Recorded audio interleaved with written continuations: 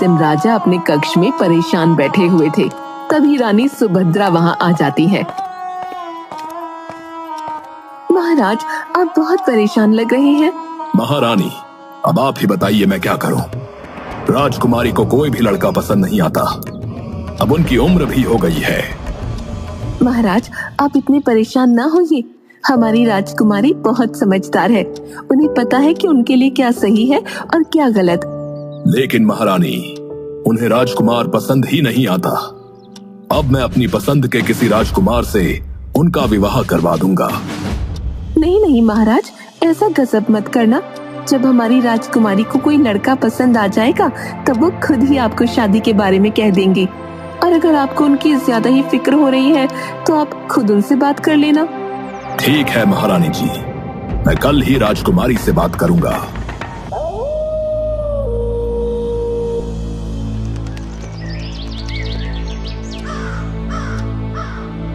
राजकुमारी जी, हमने आपको इतने सारे राज्यों के राजकुमारों से मिलवाया, लेकिन आपको उनमें से कोई भी पसंद नहीं आया। अगर आप कहें तो क्या मैं आपके लिए स्वयंवर रखवा लूं? आपको जो भी राजकुमार पसंद आएगा आप उन्हें अपने वर के रूप में स्वीकार कर लेना। नहीं नहीं पिताजी, मुझे स्वयंवर तो बिल्कुल पसंद नहीं है। स्वयंवर में मुझे कैसे पता चलेगा कि किस राजकुमार के अंदर कौन सा गुण है? मुझे जब कोई राजकुमार पसंद आएगा तब मैं आपको बता दूंगी। नहीं नहीं राजकुमारी, अब मैं आपकी एक नहीं सुनूंगा। कल मैं 4 नौजवानों को बुला रहा हूँ। आपको उनमें से जो भी पसंद आए आप उन्हें अपने वर के रूप में स्वीकार कर लेना। ठीक है पिताजी, अगर मुझे उनमें से कोई पसंद नहीं आया तो मैं उनसे विवाह ना करूंगी। ठीक है।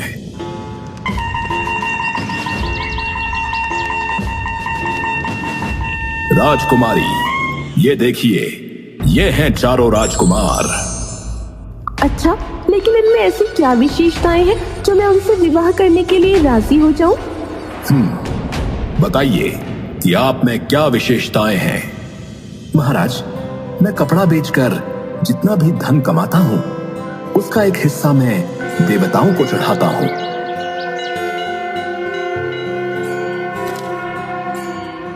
एक हिस्से को अपने ऊपर खर्च करता हूँ और एक हिस्सा बचाकर रखता हूँ और एक हिस्से को अपनी पत्नी के लिए रखता हूँ।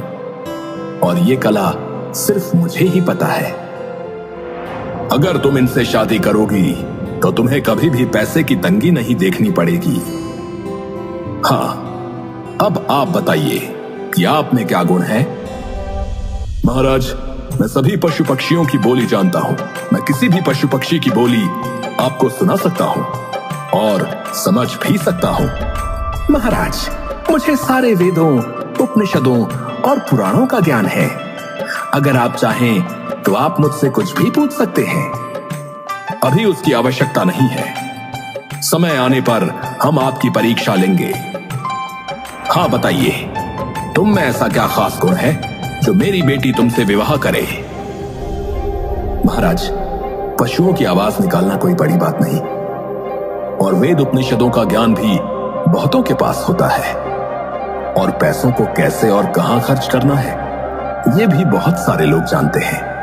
लेकिन जो मुझ में विशेषता है वो बहुत कम लोगों में देखने को मिलती है। मैं शब्द भेदी बाण चलाना जानता हूं और मेरा निशाना बिल्कुल सटीक लगता है। जहां से भी आवाज आती है मैं वहीं पर बाण चलाता हूं।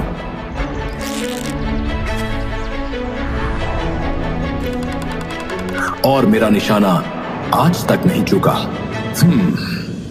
हाँ तो राजकुमारी, बताइए, आप इन 4 में से किसे अपना वर चुनेंगी। हाँ तो बताइए ब्राह्मण देवता कि राजकुमारी इन 4 लड़कों में से किससे शादी करेगी। अगले दिन